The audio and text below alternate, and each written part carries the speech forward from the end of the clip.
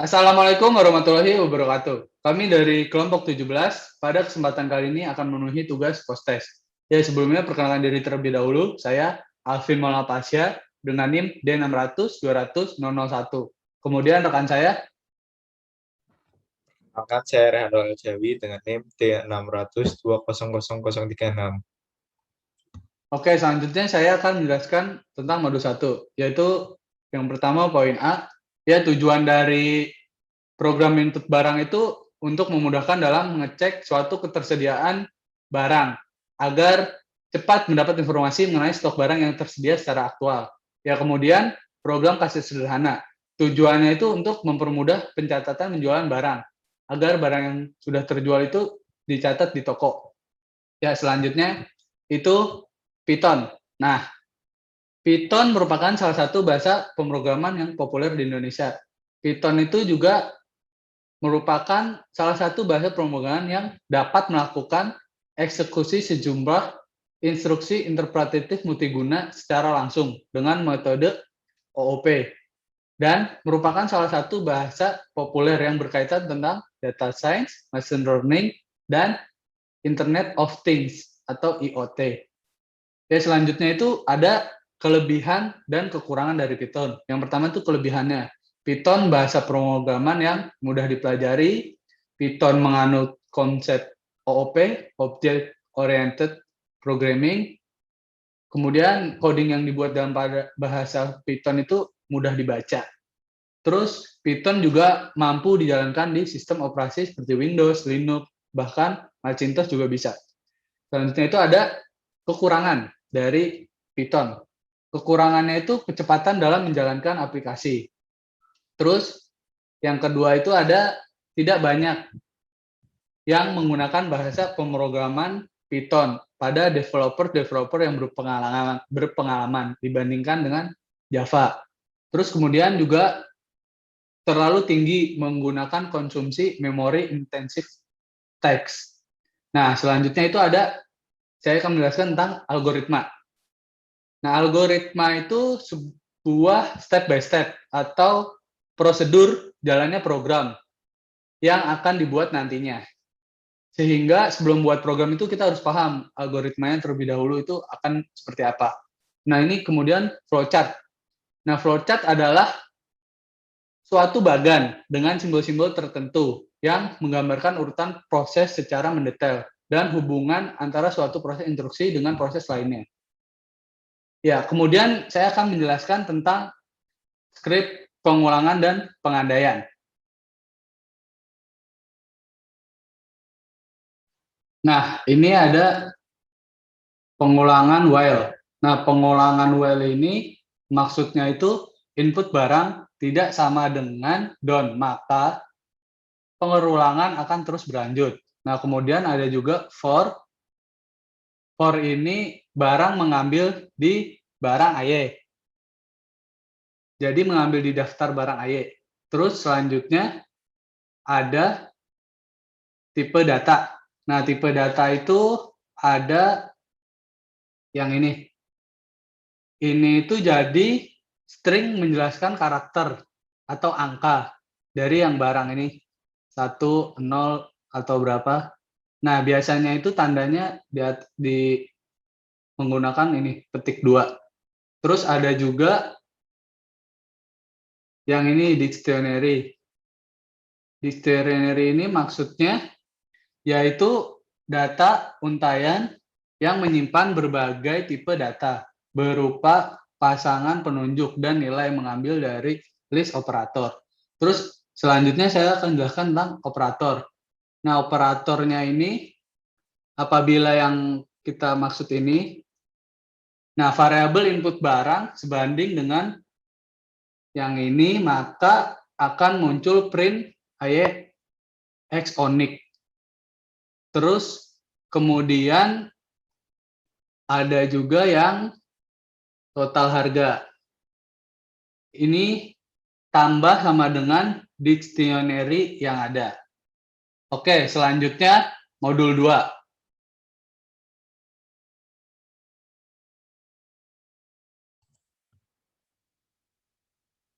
Kali ini saya akan menjelaskan tujuan praktikum modul 2. Tujuan praktikum modul 2 yaitu praktikan mampu membuat aplikasi sederhana menggunakan Python 2. Lalu praktikan mampu menerjemahkan aplikasi dari Python dasar ke bentuk Graphical User Interface atau GUI.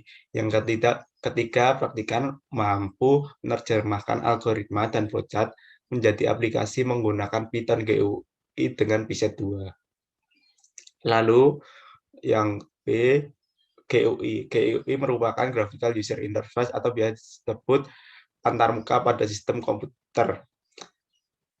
Ini merupakan sistem yang menggunakan menu grafis untuk mempermudah para penggunanya dalam menggunakan suatu program. Dan di sini Graphical User Interface-nya menggunakan Python 2. Nah, Python 2 sendiri merupakan aplikasi GUI yang menggunakan library, di mana mensupport menggunakan Python 3 ke atas dan menggunakan Qt 5.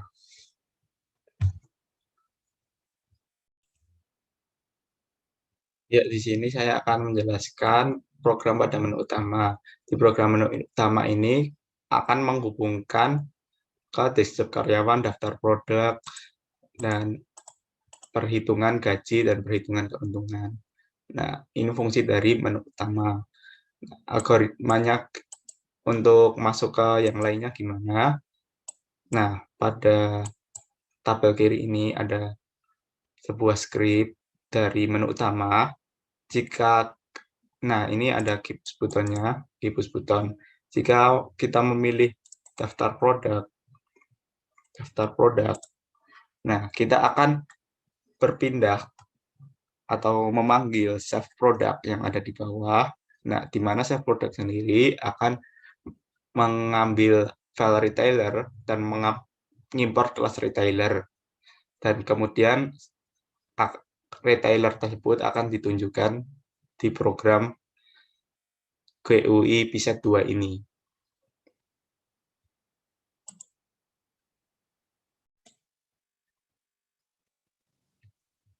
Oke, di sini saya akan menjelaskan tentang perhitungan kalkulator.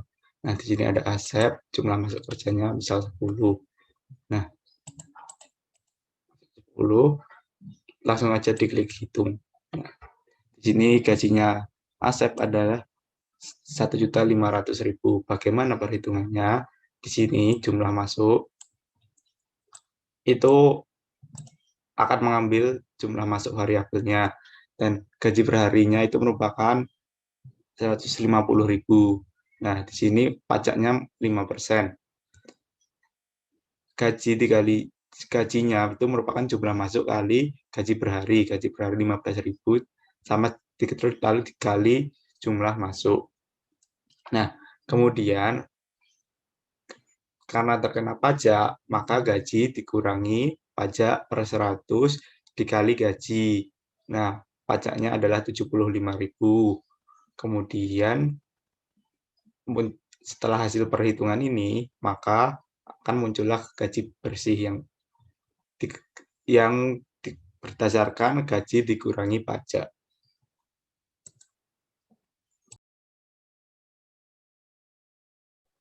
Ya, saya akan menjelaskan tentang modul 3. Nah, tujuan dari praktikum modul 3 yaitu kita membuat tampilan web statis sederhana menggunakan HTML dan CSS melalui Django yang digunakan untuk membuat halaman sebuah website. Website yang kita buat itu IE&Co.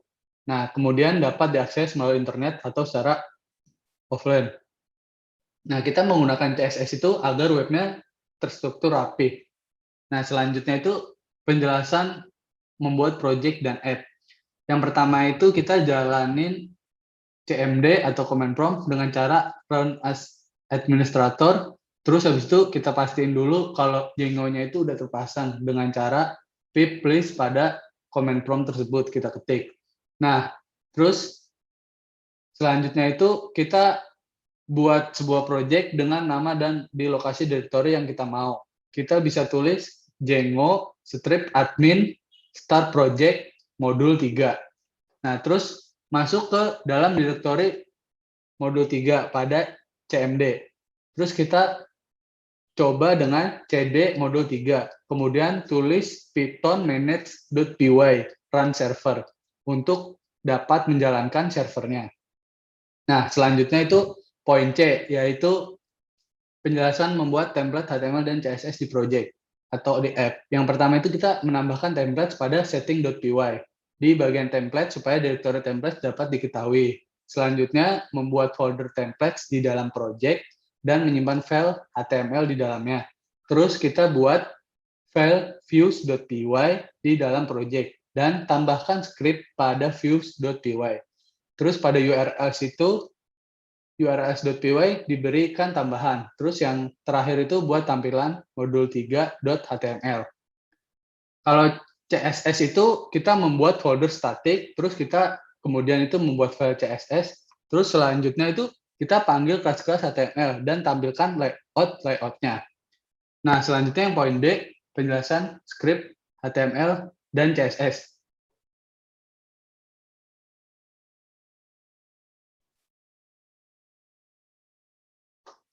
Ya, ini header dari HTML biasanya memuat tentang judul, kemudian ada bodinya itu ada about us, daftar barang, terus ada nama-nama produk, ada gambarnya juga, terus kemudian ini tampilan kelas bawah memuat tentang kontak info. Nah, selanjutnya ini tampilan CSS-nya yang telah kami buat, itu biasanya ini kita tulis ini warnanya hitam, display-nya di blok, teksnya center tengah, terus transisinya 0,5 weight. Ya, ini bisa dilihat. Oke, selanjutnya modul 4.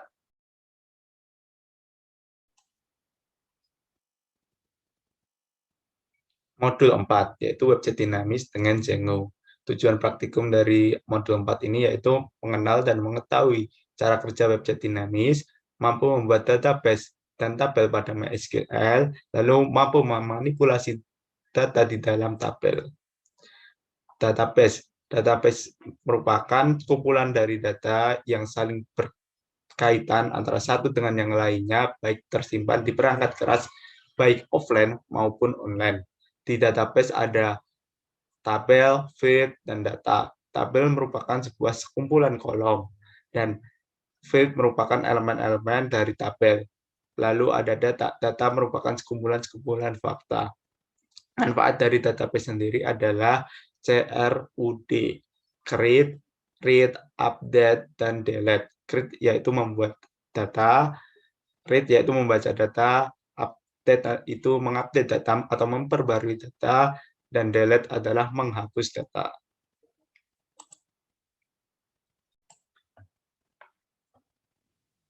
Baik, kali ini saya akan menjelaskan CRUD sendiri. Create yaitu tambah data. Di sini kita bisa menambah data sesuai yang kita mau. Nah, misal nama barang, model barang, baju, tanggal rilis, stok 1, harga barang 10.000. Nah, kita kirim, kita create. Nah, di sini akan masuk ke dalam read atau membaca tabel. Di sini kita bisa membaca tabel-tabel yang sudah kita buat. Lalu ada update, kita bisa mengganti barang apa yang ingin kita ganti, misal stok S-nya sudah tidak tersedia atau nol. Nah, di sini akan berubah seperti ini. Lalu ada delete, kita bisa menghapus data pada database ini. Nah, jadi menghilang data pada database ini, pada tabel ini. Nah, kemudian manfaat-manfaat website ini pada perusahaan itu untuk apa? Nah, untuk perusahaan sendiri, yaitu agar ketika kita ingin mengetahui alamat toko online atau alamat website online, kita bisa menemukan online perusahaan-perusahaan ini. Jadi tidak langsung ke tokonya, dan kita juga bisa mengecek apakah barangnya itu tersedia atau tidak dari online. Jika kita ke tokonya langsung, itu kan agak susah. Nah, jadi fungsi dari website ini sendiri adalah kita dapat mengecek banyaknya barang online, baik dari konsumen sendiri bisa mengecek apakah barangnya tersedia atau enggak, dan juga pemilik website itu sendiri atau perusahaan itu sendiri bisa mengganti-ganti apakah barang ini masih atau barang ini sudah tidak tersedia lagi. Ya, sekian dari saya, kurang lebihnya mohon maaf. Wassalamualaikum warahmatullahi wabarakatuh.